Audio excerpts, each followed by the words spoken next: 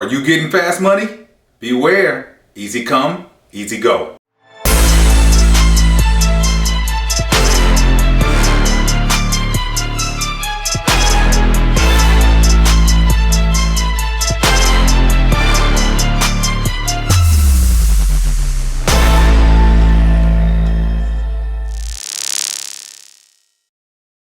What's up, everybody? Thank you for stopping by the Achieve Financial Coaching channel, where we believe in breaking the chains of debt and talking about all things related to personal finance. I am Kenny Simon, your personal finance coach, and today I want to talk a little bit about getting fast money, something that we all think about or want to do. But I was watching the Olympic trials, and I was thinking about the years and years of practice and workouts and eating right and sacrifices that these athletes, whether they're track and field, whether they're swimming, gymnasts, or whatever the sport or the competition may be, I was thinking about the years they put into that discipline, right? The mindset they had to have in order to achieve one of the biggest moments in at least amateur sports, right? Like being an Olympian is something very few people will ever say they had an opportunity to do.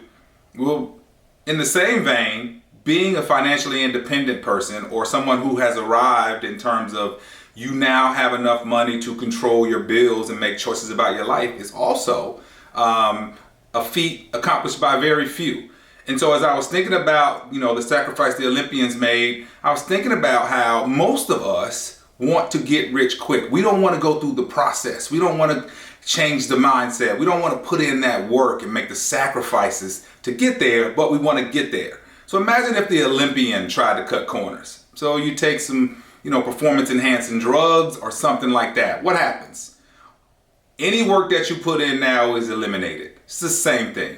Getting fast money is not a good deal most of the time. There are exceptions, but most of the time it's not a good deal. So let's check out a few reasons why I think there should be a little bit of a caution when you are thinking about getting fast money. I just want to talk about 5 or 6 examples today. So please subscribe to the channel, like the video, drop a comment because it helps with the algorithm and gets people to see these videos, and share this video with a friend. Let's get started.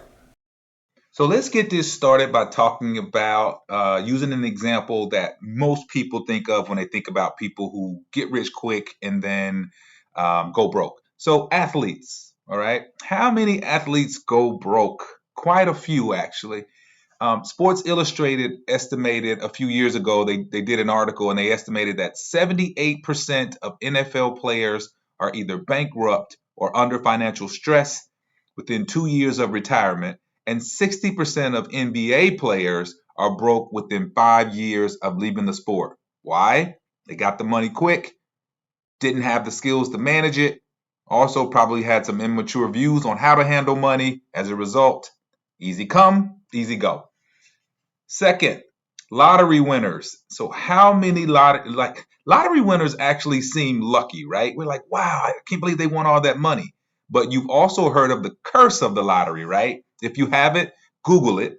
But according to CNBC, lottery winners are more likely to go bankrupt within 3 to 5 years than the average American. So that doesn't sound very lucky to me. So you're telling me someone that wins the lottery has a higher likelihood of going bankrupt than the average person? Yep, that's what I said. Getting all of that money in an influx like that is not good for most people. So some of the reasons is they think they've earned enough to stop working. They give a lot of money away to friends. They don't budget or prepare for those tax obligations that they'll have, right? If you've never made that much money, you have no idea what you're stepping into in terms of taxes. But all of these are things you would learn from making money mistakes over a long period of time and then changing that behavior, right? If you had just sort of earned this money over time in a slow way and not just gotten it all in an influx and you weren't ready for it. Third, gamblers and casinos. I am from Biloxi, Mississippi originally, where we have lots of casinos down there, beautiful down there on the coast. But Business Insider did a study a while back. They did it was like 4,000 to 5,000 gamblers. And so the results talked about how of these 4,000 to 5,000 gamblers, 85 to 89% of those gamblers said they lost more money than they won. And when they talked about the high roller sort of lose rate, that was closer to 95%. All of this in an effort to get fast dough, right? Because it definitely doesn't seem like they're enjoying themselves and having fun when they're losing. Listen, if the casino lost more than it won, there would be no casino. So the house wins or they don't exist. So your odds of winning or getting rich quick there are low. And the chances of you doing something crazy with the money are pretty high if you do win a lot of money. I could also, on this particular chart, I could talk about risky investments too. It's kind of the same thing. You're investing in things you don't understand because you want to get rich quick. We know that like Bitcoin at one point had shot up to $50,000 or $60,000. Can't remember the price, and now it's sitting somewhere around $29,000, $30,000. So if you bought when it was pretty high, you're not very happy right now. But you probably didn't understand Bitcoin anyway. So I put that under sort of gamblers and casinos. And then this fourth topic, a little bit touchy, but children. And I'm talking about little ones, school age children, college age children, and adult children. I'm talking about all of them. So freely giving your kids, that blow money, and they don't earn it. It really isn't helping your kid. I think most of us know this conceptually, but we really don't exercise the discipline to not give in. So I'm working on this with my two kids. They both have jobs. The girl, the younger one, she actually has two jobs. And I make them use their money for all those unimportant purchases they want to make.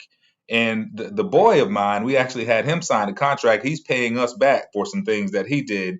It's kind of like his stupid tax, right? So we actually made him sign a contract, and he's making payments every time he gets paid. So, but if you're constantly giving them things, whether it's money, whether it's gifts, they don't really develop an appreciation for money, nor the hard work that it takes to earn it. They're not building those muscles, and they definitely don't develop any behavior where they think about how they spend their money. They make impulsive purchases, and when their needs roll around, they look to us because they've already blown the money. Last but certainly not least, inheritances. While most inheritances are not huge, I read somewhere it was like 80 to 85% are actually less than like $20,000 or $25,000 or something.